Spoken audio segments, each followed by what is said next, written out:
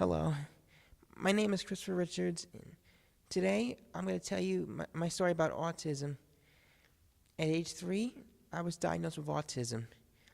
One day, my mother took me to this place, which I never heard of. It's a school called Autism, Love and Hope. And when I went there, I was just waving around, being nice, being friendly to everybody, and they showed this movie of these celebrities with autism, and I couldn't believe it. It was two celebrities I know, filmmaker Tim Burton and the legendary king of pop himself, Michael Jackson, and they were both diagnosed with autism. And when I saw it, I realized they didn't let their disability stop them from doing what they have to do to achieve their goals, and they let their disabilities guide them, help them, and they became very successful. And that inspired me to let everybody know that don't let your disability take over your life or ruin it.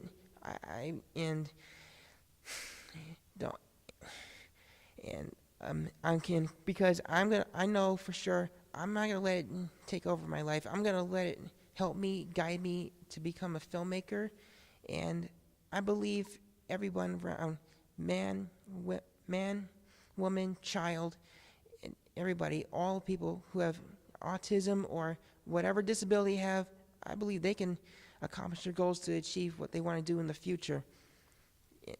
Michael Jackson, Tim Burton do it, so I will do the same, and I believe all of you can do it too. Don't let nobody take advantage of your disability. You prove to them that you can make a difference in the world. So, whatever goal you have, whether it's becoming a filmmaker, musician, or joining the army, or becoming a sports member, or what, so don't let your disability stop you. Let it help you. Let it guide you. You can do it. You can pursue it. And I believe in all of you can do it.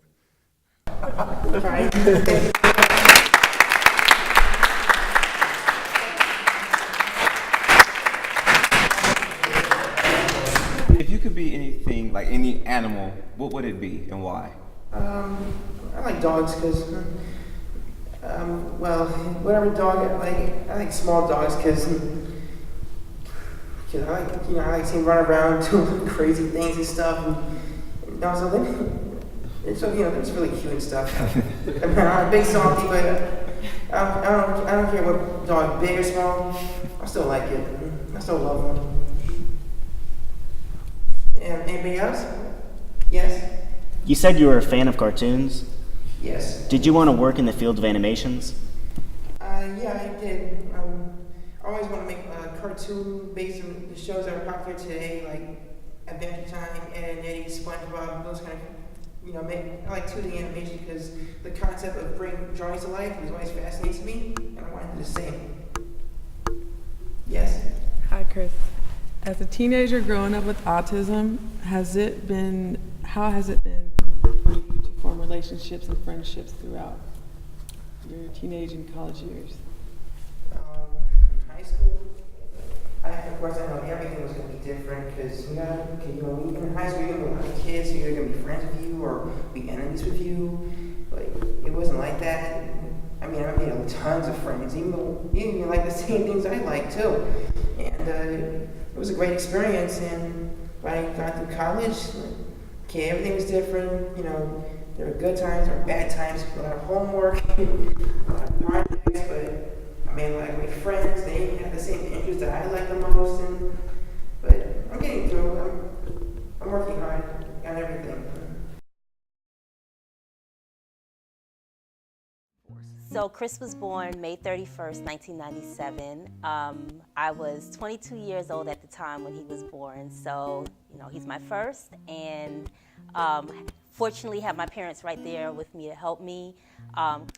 He was diagnosed at about age 3, so I have a nephew that's about the same age. They're about 6 months apart, and I saw my nephew doing a lot of things that Chris wasn't doing, and that's the first thing that kind of sparked my concern about his condition. And so I just spoke to numerous people and asked them, because at that time autism was just starting to boom, so it wasn't really much known about it, and people sort of directed me to different places to talk to, different people to talk to.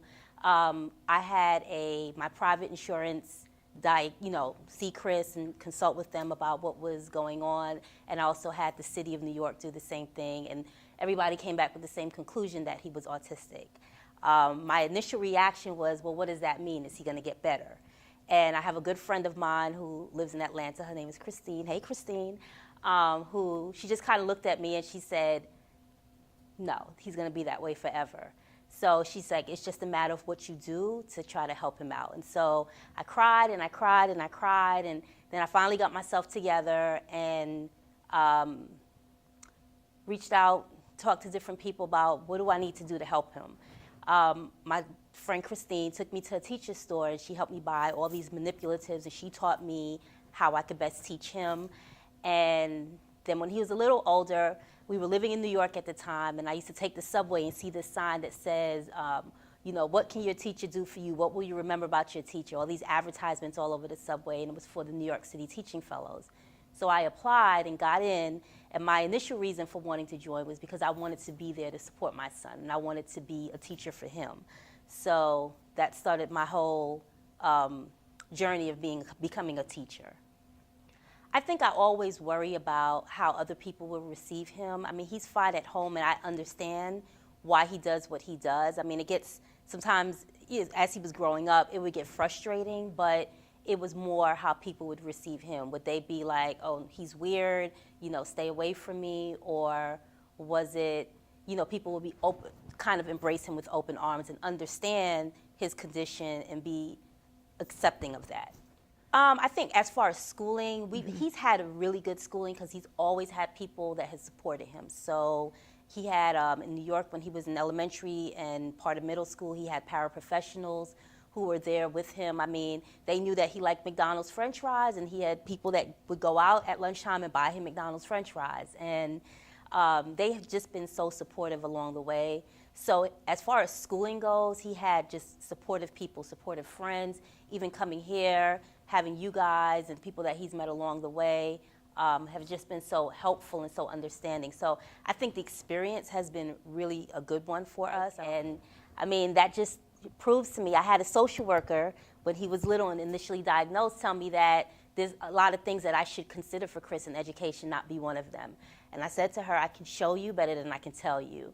And so this just lets me know that, if God says different, it's going to be different. And you just put it in his hands and the rest will work itself out. So, thank you to her for telling me that he wouldn't become something. And I appreciate that because it made us all work so much harder to ensure that he would do something great with his life. That's a challenge at times. Ryan is very outgoing. He's the complete opposite of Chris. So Ryan likes to run and he likes to play and he likes to be outdoors, whereas Chris is way more laid back. He likes to be indoors. He likes electronics. So I think that Ryan pushes Chris out of his comfort zone a lot, and he pushes him to do things that he would have never done otherwise. And the same thing, Chris is very protective of Ryan, always grabbing his hand. I mean, I hear all the time, Chris, you're not the boss of me. So they challenge each other, but they protect each other. So Ryan will never let anybody say anything to Chris or give Chris the side eye or anything. He's ready to defend his brother at any time, and vice versa. He's really caring. He checks on me every day, and anytime I get sad, he cares for me. Tell me, don't worry, Chris, everything's gonna be fine. But I know sometimes he can be a little bit of trouble, but he really cares a lot. He's a nice little brother. Because I know that if anything ever happens to me, they have each other, and so I'm happy to know that Chris has somebody in his world that, other than myself and my family, that will take care of him and will protect him. And same thing for Ryan. Sure. So Chris has always, I mean, since he was 2-3 years old, been infatuated with movies and movie characters. So this is nothing new. This has been a passion of his for a long time. And I am so happy that he's getting to pursue this because, a lot of people don't get that opportunity. So I know he's going to be successful at it because it's in him. He wants to do this. He's determined. He's very knowledgeable about it. if you don't have time to talk about it, don't spark up a conversation with him about it, because he can go on and on for hours about it. So I'm proud. I'm happy for him. I'm excited for him, and I know that this is just the beginning.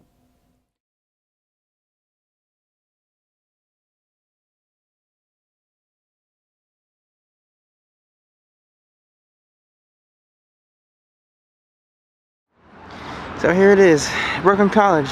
I finally made it. After working at Central Piedmont Community College, I finally made it. Finally made it. This is the school where I'm going to become a filmmaker.